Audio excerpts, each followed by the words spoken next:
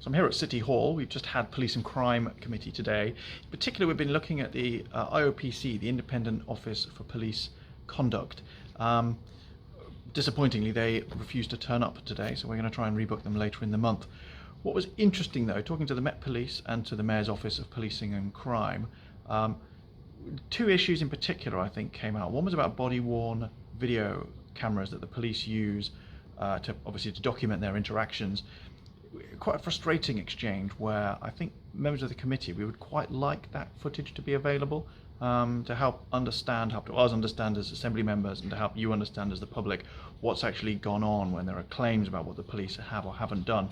The police seem very reluctant to release that. There are a whole lot of issues for them releasing it. I think our view on the committee is they could probably try harder to overcome some of those issues.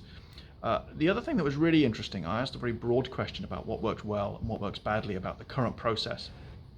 And the consistent answer that we got, which I've had before from police officers, is they feel very frustrated about the difficulty in actually sacking bad police officers who shouldn't be officers, either new people who've come into the force who it quite quickly becomes clear have no business being there, or other officers who've committed serious crimes maybe, or acts of wrongdoing, where there's this convoluted process of getting rid of people who maybe they've already been convicted of a serious crime.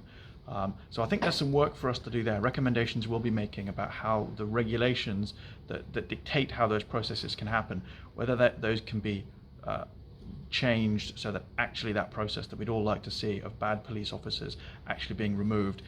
Clearly the public would like to see that, we'd like to see it. It's interesting to hear today that actually that's the #1 request of police officers themselves.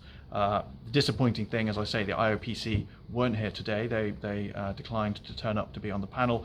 We will be talking to them though later this month, so it'll be interesting to see what they have to say and whether they have any recommendations on how that process can be sped up while also making sure it is fair, so those officers who aren't guilty have a fair hearing and opportunity to make their point. So that's what we've been up to on the London Assembly today.